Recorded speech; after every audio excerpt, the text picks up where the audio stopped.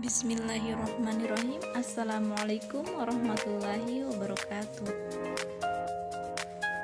Perkenalkan, nama saya Nur Wahyusri Zulfatun, NIM A1N118012.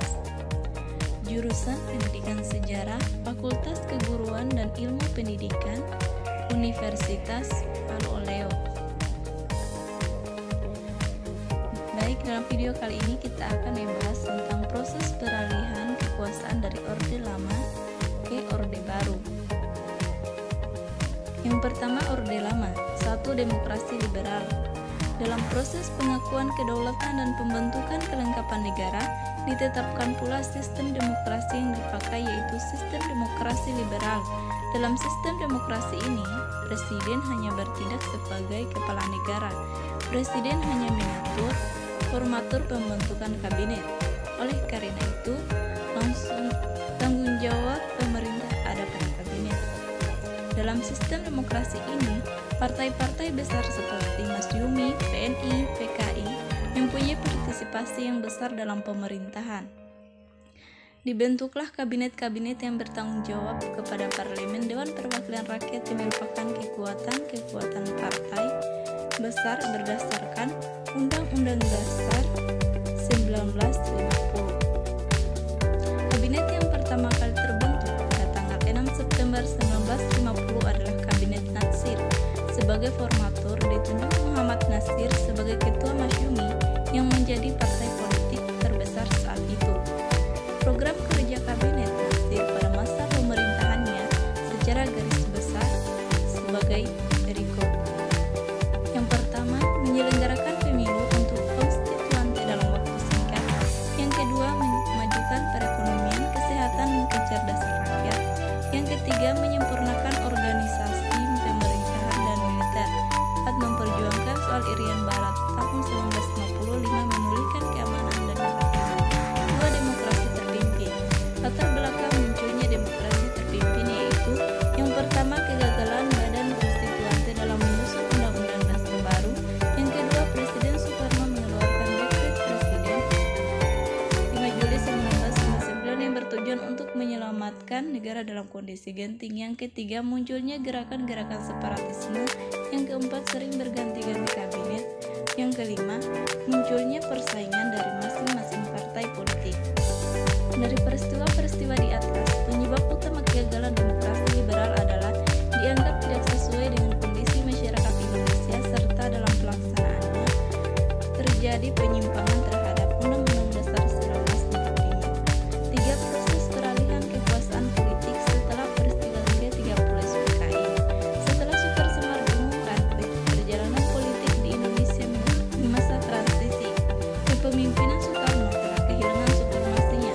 MPRS kemudian meminta Presiden Soekarno untuk mempertanggungjawabkan hasil pemerintahannya, terutama berkaitan dengan G30 SPKI. Dalam sidang umum MPRS tahun 1966, Presiden Soekarno memberikan tanggung jawab pemerintahannya, khususnya mengenai masalah yang menyangkut peristiwa G30 SPKI. Namun, dalam pertanggungjawabannya itu, Presiden hanya memberikan amanat seperti dalam sidang-sidang lembaga yang berada dalam tanggung jawab. Pidato pertanggungjawaban Presiden tersebut sering dikenal dengan istilah Nawaksara yang artinya 9 pokok masalah. Akan tetapi, dalam 9 pokok masalah tersebut tidak menyinggung masalah peristiwa G30 SPKI, sehingga pertanggungjawaban tersebut tidak lengkap dan MPRS meminta Presiden Soekarno untuk melengkapinya. Pertanggungjawaban Presiden Soekarno yang telah ditolak oleh MPRS tersebut diikuti oleh keadaan masyarakat yang semakin tidak menentu. Soeharto sebagai pengembang Super Semar melakukan sidang istimewa MPRS. Kemudian pada tanggal 7 sampai 12 Maret 1967 berhasil diadakan sidang istimewa MPRS. Dalam sidang tersebut dapat dihasilkan 2 keputusan, yaitu yang pertama, MPRS menolak pertanggungjawaban Presiden Soekarno. Yang kedua, penyerahan kekuasaan pemerintah kepada Soeharto sebagai pengembang Super Semar berdasarkan ketetapan MPRS yang berisi mencabut mandat dari Presiden Soekarno, mencegah aktivitas politik Soekarno sampai pelaksanaan pemilu, dan mengangkat Jenderal Soeharto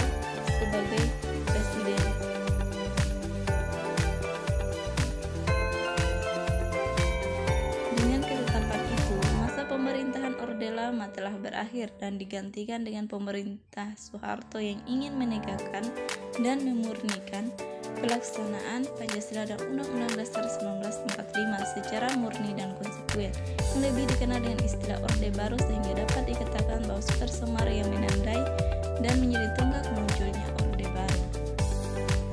B. Orde Baru. Lahirnya Orde Baru. Tonggak lahirnya Orde Baru disimbolkan dalam bentuk Super Semar. Dengan dikeluarkannya Super Semar ini, maka kekuasaan Presiden Soekarno hampir hilang. Sementara itu, Soeharto yang diperoleh sebagai pemegang amanat Super Semar semakin kuat posisinya di mata rakyat. Padahal Super Semar sampai sekarang belum jelas keautentikannya. Akan tetapi, Super Semar sudah menjadi sumber hukum yang kuat untuk melahirkan pemerintahan Orde Baru yang ditandai dengan yang pertama, pembubaran PKI.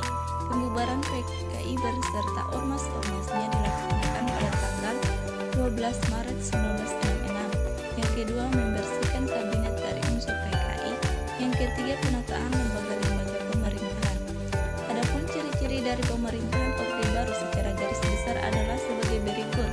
Yang pertama, bertindak secara represif dalam menindak lawan politiknya. Yang kedua, mendominasi pengambilan keputusan strategis. Yang ketiga, mementingkan kekuatan ABRI dalam menyelesaikan politik. 2. Kebijakan politik Orde Baru. Rezim Orde Baru memiliki kekuasaan penuh mengendalikan kehidupan politik masa itu. Kebijakan politik yang diterapkan dalam masa